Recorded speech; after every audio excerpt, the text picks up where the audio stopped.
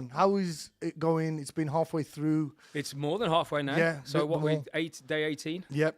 and alhamdulillah, it's gone so well. Yeah. So well, you can't even really feel them from, Allah. It's getting easier and easier for us. Yes. So alhamdulillah, gone are the days where, the 20-hour fast that we had, 22 hours. We've got a good few, I think it's like 20, 30 years or something like that, isn't it, before it gets back to them long days. Back to long days. I think I read somewhere, is it 2030 or 2035? Yeah. Where there'll be two.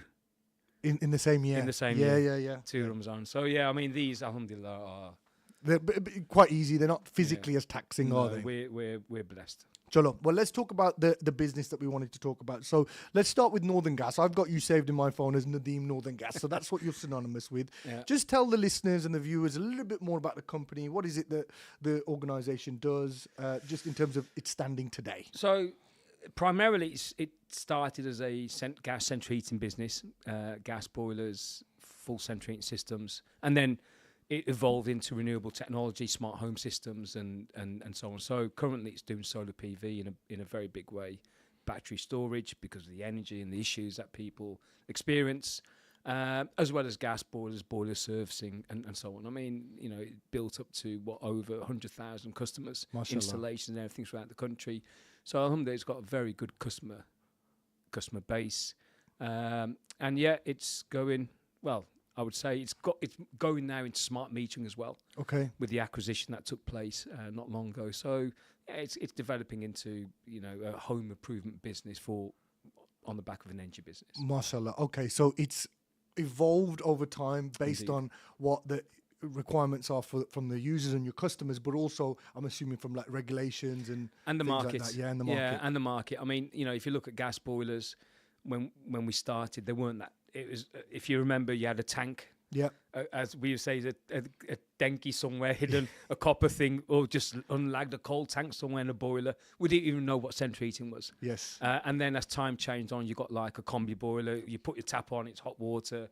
You put your thermostat on, you got heating. So the whole thing's evolved. And now it's evolving again because they're on about green tech, green renewable energy, air source heat pumps, and all this kind of stuff. So everything keeps evolving all the time. So you've got to keep yourself on your toes in terms of what's out there in the 100%. marketplace, not just what's on there in terms of competition, but what the demand is as well in terms of the industry. Yeah, and also potentially what you think can be the demand. Yes. Which is also important. So understanding, the one main thing is understanding your market, understanding the competition, and also understanding not today, but also tomorrow. And that means developing. Yeah. What could be the thing? If I reflect back on the stuff that I thought about and didn't do, and then made it. Yeah. I mean, I don't reflect as in kick myself about it. It's just one of those, it's kismet. Yes, I suppose, of course.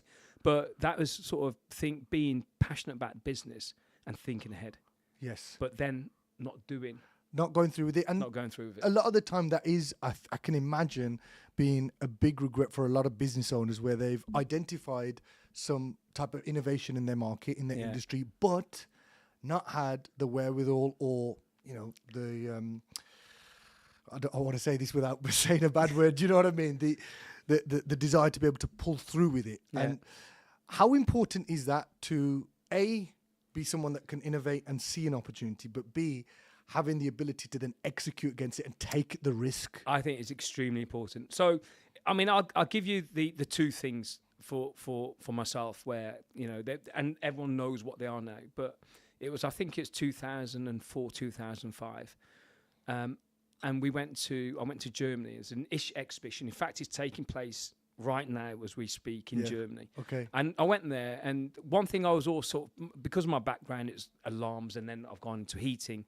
So it's a case of how can we make these things sort of combine together, heating, control, alarms, etc. This is in the era before mobile phones was as big as what they are. It is in the era before internet, broadband. So it's all SIM card thing. And I went to this one stand. It's a company from Croatia, and I still speak to them today. Yeah. And they had this gadget, and I started looking at the gadget and said, what does it do? You can control your heating from it. Your heating, yeah. So we put a SIM card in it, and you have like a phone. You can phone in, turn your boiler on and off. Okay, and you can have an alarm system. You can control that. You can see what's happening. I thought, wow, this is actually brilliant. This is really way good. before smart technology Way ever before landed. smart, and it's still smart, but it was operated through a SIM card. Wow. So I thought this is fantastic. Then we had meetings and we looked at it, and alhamdulillah, by then our business was doing well as well. Yeah. We had a good private base customer and was doing a lot of installations, and I looked at it, and they were expensive, and I brought sort of 10 of them, Yeah. and I didn't even do anything with them. And then later, what happened? You got Nest, you got Homely, you got all these different digistats now that you control from Yes. your app on your phone, etc. So, do I have a regret? No. Do I wish I did something with it? 100%. You know, Google, Nest, British Gas, whatever, Hive. Yes. You know, they've got there. So that all came well later on. So was that company directly involved in some of these ones that we see today? Do you think they were pioneers of that? No. So what this was, Ish Exhibition is a big exhibition that takes place in Germany. I suppose it's like food exhibitions. Yeah. You know, when you go to food exhibitions, you've probably got some small sort of players there. You've got some very big players. So this was an exhibition all to do with heating controls, you know, the technology, etc. And this was a couple, a husband and wife, Wow. in Croatia. The husband was a proper techie. Yes. Proper techie. So he could see into everything and look at things and make things work. And a lot of countries, European countries, are far more advanced than what we are Yeah. here in the UK when it comes to tech. Yes. And he was looking at certain things. And by the time I got speaking to him, he started changing and thinking, Nadeem, actually, yeah, we could do this. This can work. So I used to visit there. They used to come here. So we had a great relationship because I was young, he was young. We had a great relationship, but between us, we didn't really do much. Yeah. There's parts of his tech that he did give to other people that they used. Yes. But not in the way that gave him the financial Not the reward. holistic way. Yeah. Okay. And that does happen, doesn't it? You meet people and everything clicks. There's a massive synergy, isn't there? Yeah. But you don't always find that route to market together with a Yeah. product or a service or Yeah. an idea. So, Yeah. but it's always good to keep those people close. I can imagine, like you say, you're still in touch with them. There might be something in the future potentially. You never know. Yeah. Never know. Yeah, absolutely. Okay, so look, I do want to touch more about lessons learned in business, but let's rewind back to 1998, where you decided to set up Northern Gas. What led to that decision? Did you see a gap in the market? Was there an opportunity that you'd identified? So I was working. So I finished university and I got a job. It was a bet really with a friend. We're both lazy boys. like to just do anything besides work. Yes. Safari Park was our regular joint. I won't mention any other joints.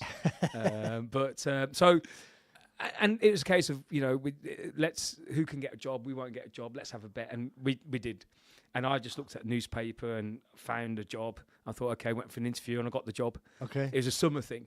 And later, then it transpired that they would give, if you had a car and a license, they'd give anyone the job. Right. So it wasn't anything to do with... You thought you'd ace the interview. Yeah, I thought I loved did you. a cracking job. They loved me. I'm made for this job. But later, as it happens, it actually worked really well for me because Okay. I took the job and I did so well in the job. It's all about people. It's all about management. It's all about skills. And this is 95, 96. Yeah. The times are different then. What job was it? What were you doing? So I was a marketing manager. Okay. So it was a marketing manager. It's for an alarm company. Yep. And you had door counters that went out knocking on doors, generate appointments. It's to do selling alarm systems. I think they were £1,500 in those days. You generate an interest, urgency. Yep. The salesman will go in, sell the alarm system. So that's basic what it was. Yep. So I was controlling the door canvas people, Okay. and there's quite a few of them. And then I went on the sales side, became sales manager, and it actually became really good. But times are different in those days because you didn't really have many Asian salespeople No. going into people's homes and everything. And Asians, it was very hard to sell to Asians. Asian course. mentality was different. Yes. You know, if it's physically £50, no, they must have it for They're £5. haggling you down, yeah, of course. to £5. And sometimes, you know, you can't even do it for £5. And it's not like it's my Barb's the gun that I could just give things away. I had to follow protocol and everything. But I think in those days it's difficult. You had to sort of fit in. Yeah. In the way that you had to communicate.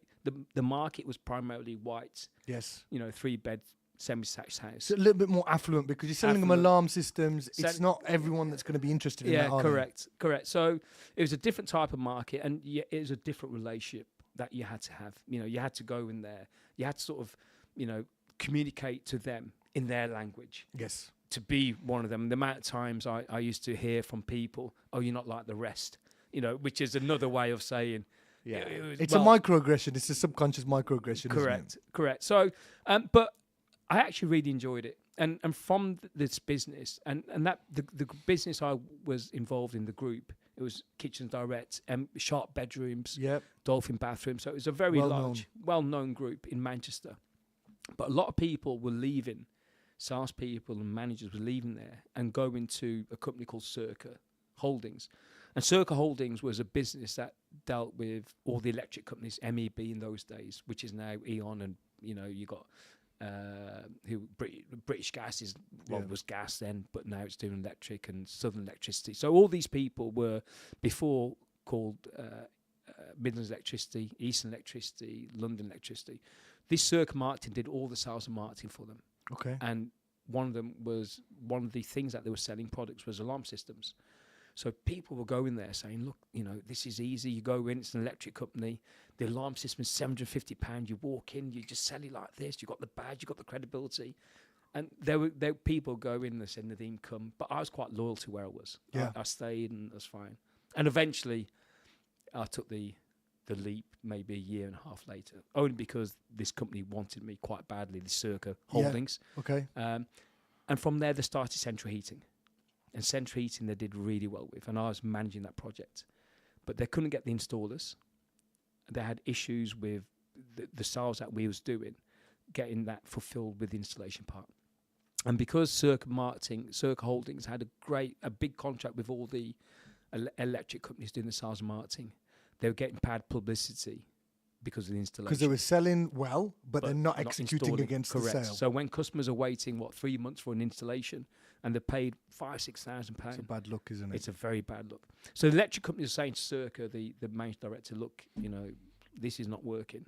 And he came to me and he said, Nadeem, I want to set up central heating and you be managing director, but I'm going to stop doing it with the electric companies. Otherwise, I'm going to lose everything. Okay. And there's a lot more discussions. And I came home and I spoke to my wife, and I said, "This is what he said." And he said to set it up. I'll be MD, and he'll give me whatever I want. And she goes, "What do you want to do?" I said, "I don't want to do it." Why did you not want to do it? Because I actually went to him and I said, "Look, let me control this installation part. I can do the whole thing." I was 27, 28, but I had confidence in my ability. I could control this. No. And he brought other people in to do different things. And then when I could see exactly what was happening, we're doing so much sales. I mean, alhamdulillah, we're writing probably in excess of 1.5 million a month of sales with, 10, 12 salespeople. So there's a lot of business taking place. And this was just growing and growing and growing. So I think with me, it became that I knew the installer companies that had working. I had relationships. The salespeople, I was young, and these people were 40, 50, but I had that respect. They respected me because, I wasn't just sort of managing. I was doing it. I could, whatever I was asking them, I could do it myself. So I led by example, picking the phone up, whatever I had to do. So all that I think was really important. But when he said about being MD, ultimately you're still with someone. You're still working for someone. Yeah. And I thought, if I'm going to do this, I can see the gap. There's a big gap. Yes. You had British Gas, and that's it. You had no one else. And this is why we did so well as MEB and Eastern Electricity, because customers wanted that. So I thought, this is all about selling. Let me set up salespeople. Let's go and see people, and we can sell them heating systems. Yes. And deliver the service. And that's how it all started. And I looked at it, and it was a decision that I made very quick, in all fairness. I didn't sort of take months and months to dwell. It was within a week it was done. Yeah. Okay, let's set this up. And this is how I'm going to run with it.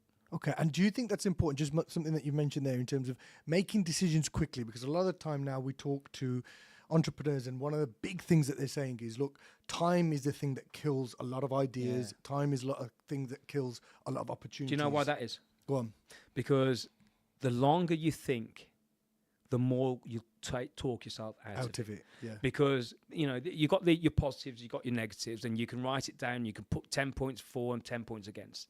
And then you're thinking, and then depending on your mindset, if it's a negative mindset or you're not fully sure, then those 10 points of negativity things or problems will become the amplified, amplified, and will become the forefront. 100%. And then as time goes on, your confidence has gone. The idea now becomes less and less able, and it just finishes. Yeah, no, totally agree. So let's talk about how we got here. So I want to touch on some of the lessons that we've learned in terms of Northern Gas after the break. But you, Nadeem, as a person that was growing up, you know, you mentioned a couple of things there which have piqued my interest about being in a predominantly sort of non-Asian workforce. You obviously talked about messing about a little bit when you was at school. So talk to me about that wasn't messing about at all. It was all good stuff. I was a bit of a rebel at school, in all fairness. But you went to the Royal School, is that right? I did. I went to the Royal Wolverhampton School. So were you in 82? One of the few, I'm assuming one of the few Asians that were there at the time? Yeah. So when was I started, it was actually terrifying. So when I started, it was there was 3 Asians in that school. Wow. In total. Wow. And 1 black guy. Okay. And that was it. And at 3 Asians, 2 Asians. Yeah. The 3 includes me. Yes. And the second Asian was in my year. So there's 2 of us in 82. Yeah. Another guy that was probably there in year, I don't know, 3 years older. And a black guy that was in the 6th form. The rest is all just white. And my friends, my school, junior school was St. Luke's School, where all my friends were. Yeah. And we had Gordon and Gale and Upner and everything, and it was brilliant. And they were going to Carlton Hills.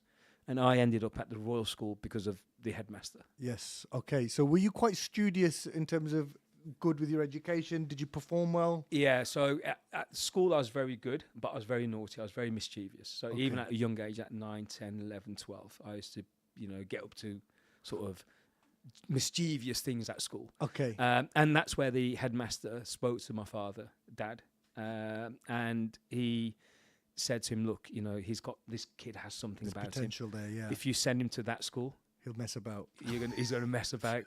You know, maybe you need to look at a different school. Dad, alhamdulillah, started a business then as well. Okay. So he said, okay, let's look at Royal School, which is up the road. It's if anyone knows my father, it's 2 minutes literally from where he lives. Okay. But Dad went full throttle. So he wasn't just put me in school as a day pupil. He actually put me in school as a full-time boarder. Okay, did you board there as well? I boarded there. Wow. So this was in 82, full-time boarder. And you could literally walk from the school to my dad's house, and it took 2 minutes, 3 minutes. So this was 7 days a week, non-stop. What made him decide to do that? Was there an option to have you stay at home and attend the school? Yeah, so you could either be a day pupil or you could be a full-time boarder.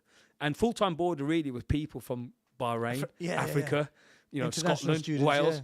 Not someone that's in the same postcode, literally the same full digits. I think he thought, okay, Nadeem needs discipline. Get the full experience.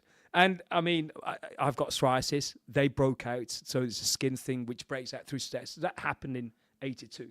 Wow. Okay. So it was in 82 when this broke out, and then it was. I think, you know, I look back at it. At the time, you go through it and you think, oh, you know, why? And I remember 7 months later, I think it's 6 or 7 months later, I said, look, please take me out. I'll be really good. I won't mess around. I won't do anything. You know, just as a day pupil, I'll be fine. And eventually, I think it's after 5 months, 6 months, I became a day pupil. Okay. But I look at the time, you hate it. Yes. You look back at it, and it shapes you up to be that person. 100%. And that was going to be my question just before we go to the break. We've got a couple of minutes, but you mentioned the ability to talk to people, to sell to people as well with the door-to-door stuff, and having to integrate yourself into a predominantly white English, firstly, labour force, and then secondly, customer base as well. How important was your education at the Royal in helping you become that person? Yeah, that was the thing. That was the important thing, because you was able to communicate. You was able to relate. You could see these guys. I mean, you know, most of these were posh boys from very rich families, extremely rich families. And royal and private schools wasn't an in thing back in 82. the Royal School had association with the Royal Family and all these kind of things. So it was quite a prestigious school in Wolverhampton at the time. I think the grammar came sort of didn't have the same thing as the Royal. But that integration is what I think helped me. And even in my university days, I was able to, generally you go somewhere and you had the Asians on one side and the white guys on one side, but I was able to sort of bring everyone together. Okay. So, and that's part of the thing that you need to do in business as well, isn't it? When Absolutely. you've got a labour force. Cohesion, it's all about being one and everyone having that same vision as you are one. So, yeah, there's always racism. Doesn't matter, up there or Gore or Gala, there's always racism, but you got to make sure that your mindset is one. Yes. And everyone is behind that. Yeah, I think communication is a massive point for me as well, because when you can articulate your vision across correctly to people, you will get them brought on board. But look, we are here with Nadeem Ahmed, founder of Northern Gas Heating, and we're going to be speaking to him a little bit more after the break with just a few words from our sponsors.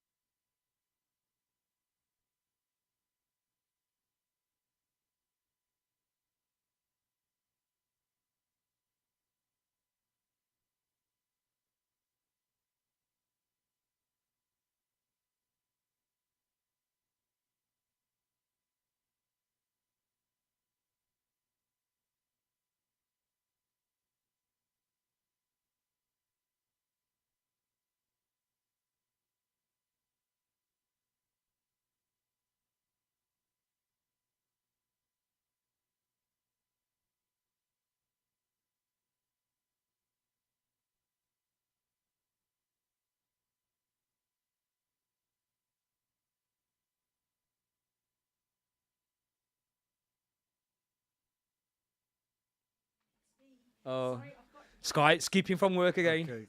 What's that for? Is that my... Okay. Guys, we're back Is that for my attendance? with part 2 of Entrepreneur Chat, episode 3. And I'm joined still here with Nadeem Ahmed, founder of Northern Gas, Get Training, and recent board member at Tomato Energy. So before the break, we were talking a little bit about how Nadeem found himself in a position where he was able to execute against an idea which then became Northern Gas. And, I wanted to talk a little bit more about that, Nadeem. So one of the questions I wanted to ask you was around the difference between going from a company which would essentially be seen sort of almost like a startup, then going to a limited company and then growing as an organization. Talk to me about some of the difficulties and challenges that you faced in terms of going from, like I say, a startup where everything's sort of fairly new and you sort of maybe roles aren't as clearly defined, to go into a much more structured company where you're operating like a big business. Yeah, I mean, the startup that we had to begin with was simply, it was myself, my wife. Yep. It was quite integral, and we had one installer. Okay. And most of people at Wolverhampton Mustard will know him. Sadly passed away, Phil Oliver. But he was my original installer back in 98, 99. Wow. So he, I used to go. My wife used to do the admin stuff. Yes. I used to go out and do the hardest part, which Selling. is the selling. Yeah. And he used to do the installations. And the sales that I had on my own that I was doing from Phil then took on 3 other installers. Wow. Sean, in fact, my wife saw him not long ago at the train centre going for his requalification after all these years again. And there's another guy whose name I can't remember. But from there, it's sort of as a sole trader kind of business in 98, it just sort of grew. Sales were coming in, everything was happening. And the timing was right to become limited, because to get accounts, credit applications with people like Plum Centre and everyone, limited has that more status. Of course. Even though as a business, as you know yourself, you risk more as a sole trader, because literally you're personally guaranteeing everything. Yes. Whereas limited, your liability is limited as a business. In 2000 we became limited. And then as it grew, then we started putting people in place, extra admin people, phone operators, more installers, more salespeople. It wasn't just myself that was selling. We then took on, I think, another 5 or 6 salespeople. Yeah. And then from there, it just expanded. And we were talking in the break about the expansion side of things when you are recruiting for new people. And we talked about how you need good people to execute the vision that you've had. And what was your strategy in terms of getting people on board to understand what your vision was? How did you empower your workforce? And how important is it to empower your workforce? All depends really as to sort of their positions and how they are. But having said that, even if they're, sort of an administrator or someone answering the phone, they still have to be empowered. They still need to have your vision, the company ethos, the mentality, the focus.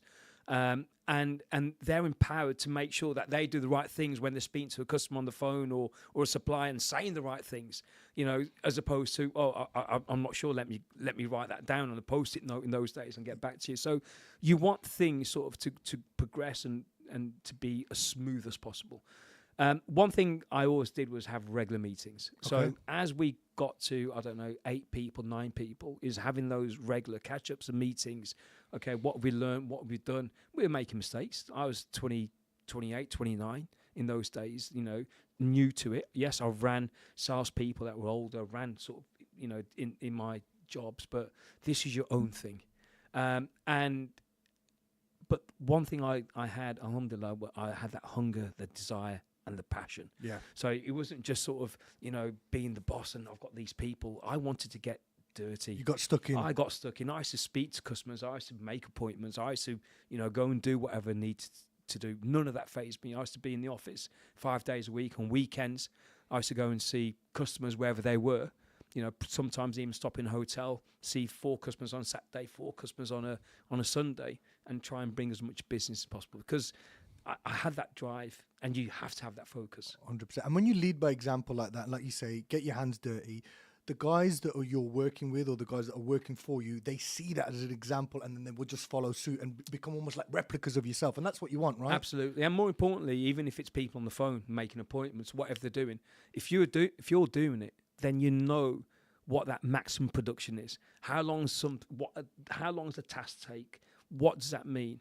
You know, what are the questions that you might be asked, and so on and so on. So you get to understand everything on every level, and that is also important. Yeah, because once you know how to do something, like you say, you've got a clear idea. You're not being mugged off by your staff who are saying, "Oh, it's taking me all day to do this thing," and you know it takes 10 minutes. Because a lot of the time, when you detach yourself too much from a business, you don't know enough about how things are done, and there is a risk of underutilization of time, underutilization of resources, right? And lack of optimization. So I totally hear you. And one question I wanted to ask you, and we're going through this right now with myself at Malik Butchers, and I've also got a technology company as well, is when you grow, did you strategize your growth? Did you sort of forecast it and say, right, we're going to do this at the start of the year? Did you sit down and say, right, by the end of the year, I need to get to X amount I didn't of sales really. or anything like that? Or did No. it sort of grow organically for you? It happened organically because it was a case of, you know, if I'm spending this much money to get this much return, then all I need to do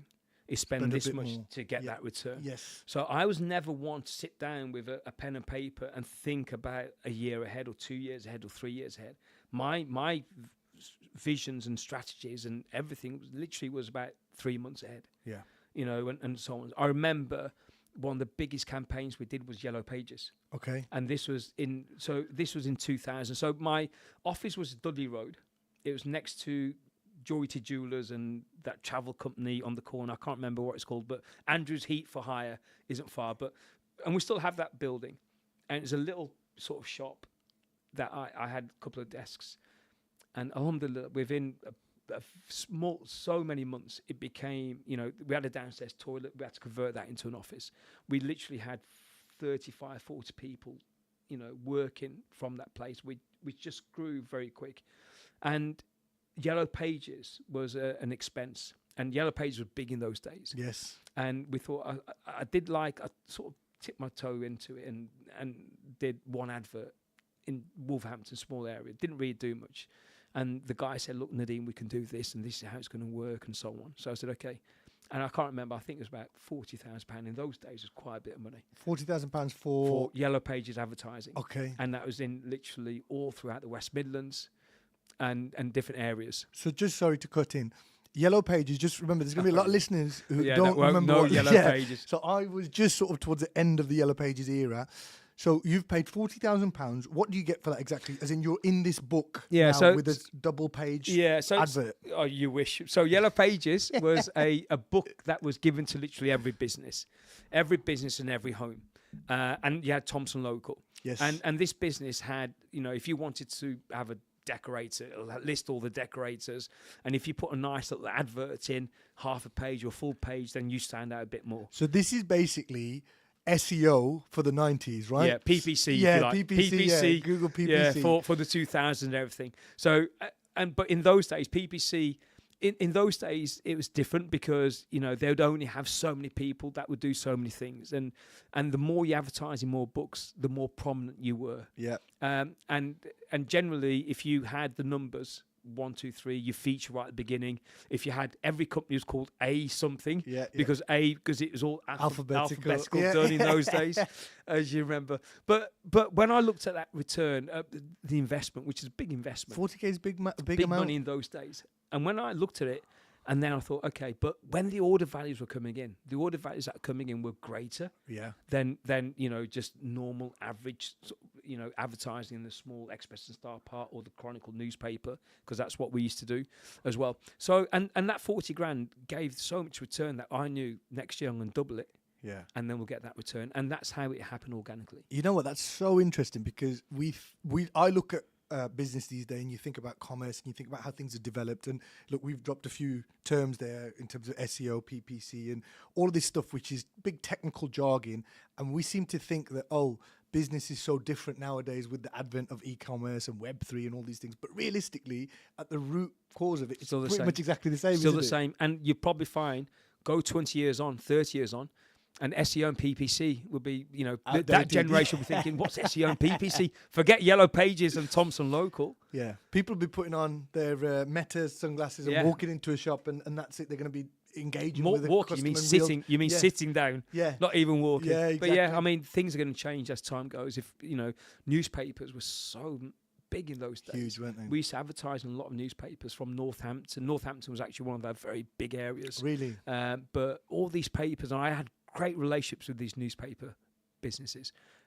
So that was our main way of advertising, bringing the business in. Yellow Pages, Thomson Local. But all that has gone. So the internet, social media, PPC, SEO, TikTok is literally finished news. Look at Express and Star. Everyone knows Express and Star in Wolverhampton, the readership it had, and look what's happened there. Well, the building's all been converted now. It's just been sold out. I know some of the people that are running that now. So Express and Star now are in the Manda Centre on floor 8, which is the floor below Tomato Energy, who are on number 9. Okay, wow. So, look, it tells you as a businessman what you have to always do, and we've mentioned it already, is innovate, look at trends, look at how things are changing. So that brings me back to the, your journey again. So if we go to 2005, Northern Gas is doing well. You're obviously grown. You, at this point, make a decision to launch Get Training. Okay? Yeah. Talk to me about the decision behind that. So, alhamdulillah, the business was doing really well from starting it all the way up and continued thereafter. One thing that we had issues with, sort of, was engineers. Okay. Gas qualified engineers, making sure that we had enough to service what we need. And you had some, big sized businesses now coming up. And my sort of thing of creating the sales concept of central heating, because before that, it wasn't like central heating wasn't like double glazing. You have a salesperson, a pitcher and patter, you go in and, you sell it. Central heating was British Gas going in, it's this much, and people say, okay, we'll buy it. Yeah. And that was it. So we created a big demand for ourselves on the private side, but we had to fulfill that demand. And knowing what happened previously, yes. I didn't want that same thing to happen. At the same time, you didn't want engineers to dictate. Engineers will move for someone else, give them £1 extra and they'd go. So I thought, okay, let me open a training centre where we can sort of qualify our own gas engineers and bring those gas engineers in. And I thought about it probably a couple of years prior to that. But because, Northern Gas was, alhamdulillah, really flying and doing well, I thought, okay, I'll put that on the back burner. And then in 2005, I took the leap, bought a building and set up a training school for gas engineers. Wow. And alhamdulillah, that became such a great business, because let alone were we able to bring engineers ourselves into the business, we was also able to qualify so many other engineers in and around West Midlands area. Excellent. And what are the big things, I guess, there is in terms of you're supplying and supporting your existing business with Northern Gas, but also now you're creating a demand now where you're almost supplying to your competitors as well in that sense absolutely. as well? So we created our own competition. Yeah. So anyone who wanted to be but that didn't worry me, didn't frighten me, because our business model was different to their business model.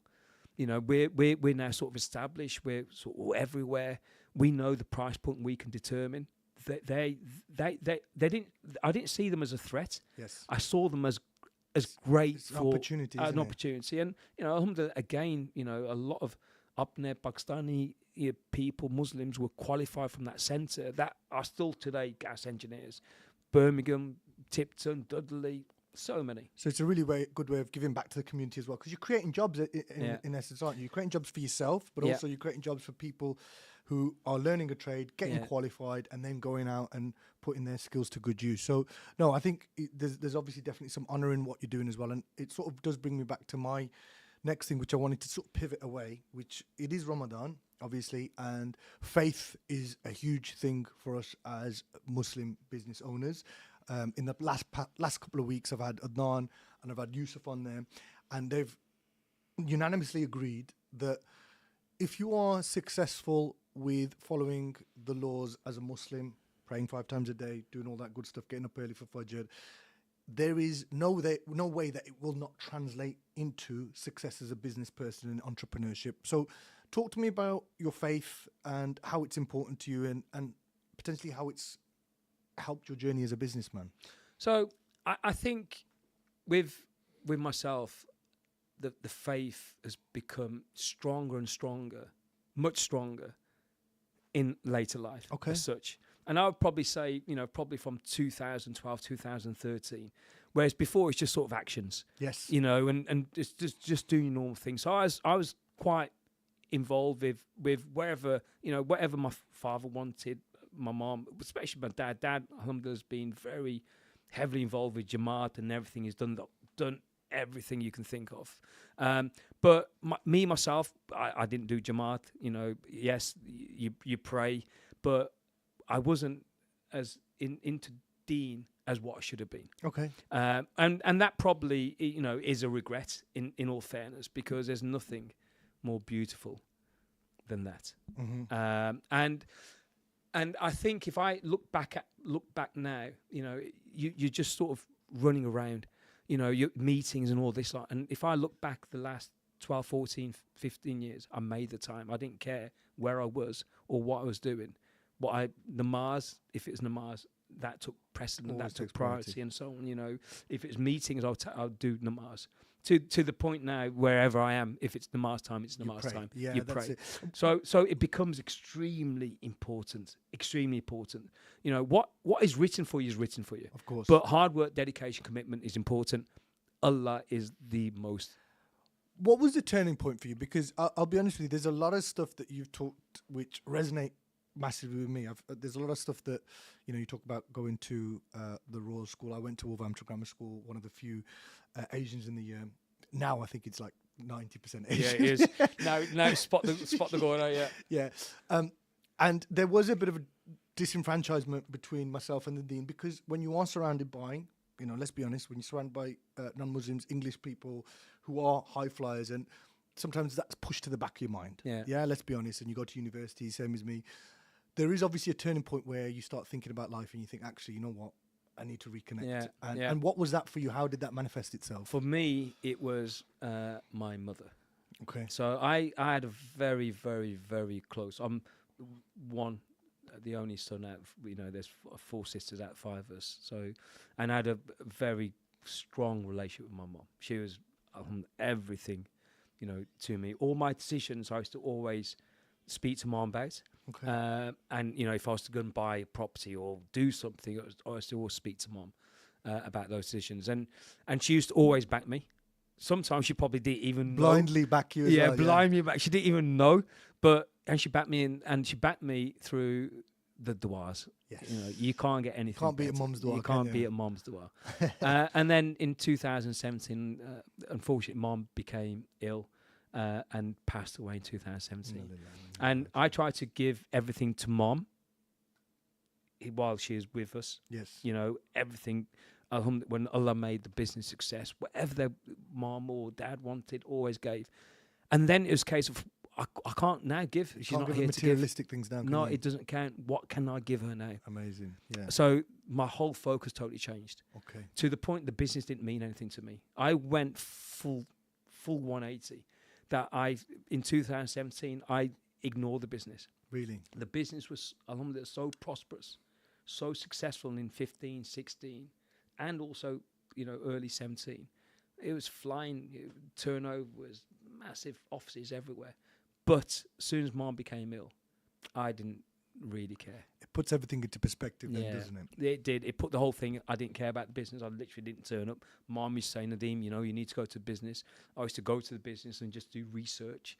Mom sadly had cancer, pancreatic cancer. Okay. So I was just doing research and where can I take her? What can I do? What large can I give her?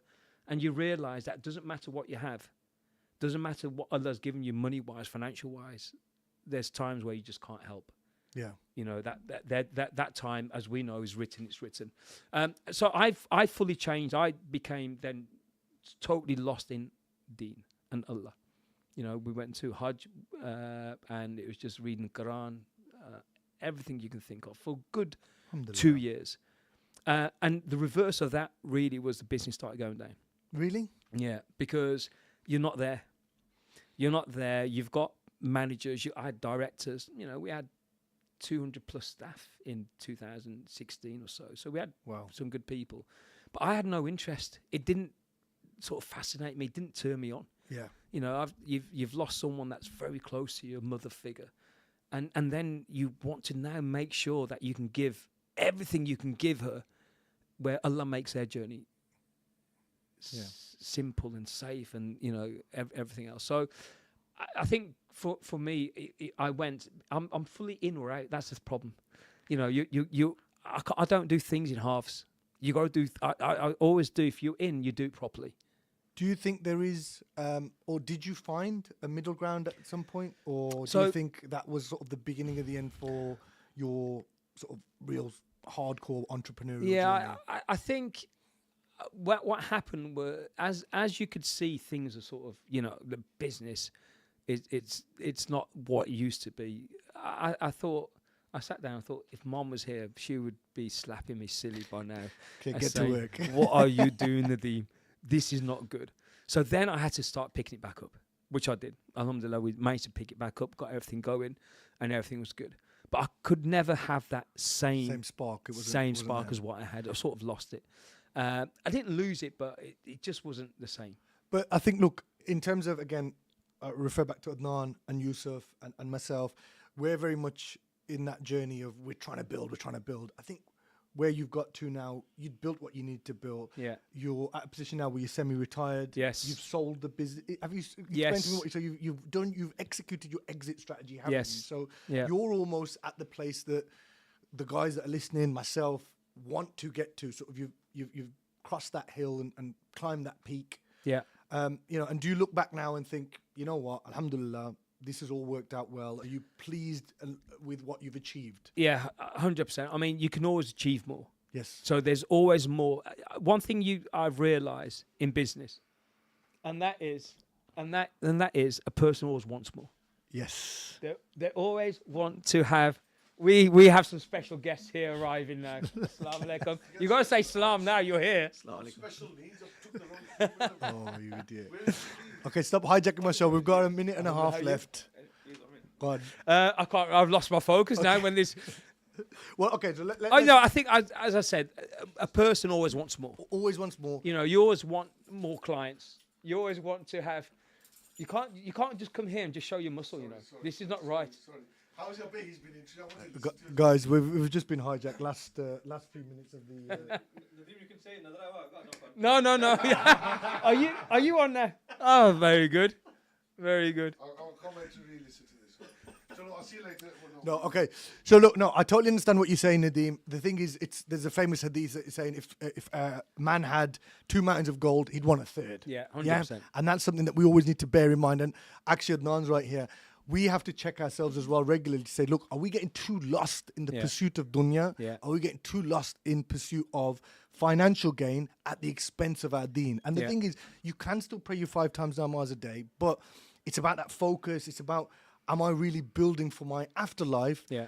Or am I actually building for this life in the expense of my afterlife? But you know, one thing you also realise, if you have the dunya and you've got that thing, you've got also the money to then help others. Other people, of course. You know, so there's so much sadaqah you can give, so 100%. much stuff you can do, you know, with what you've built in your business. 100%.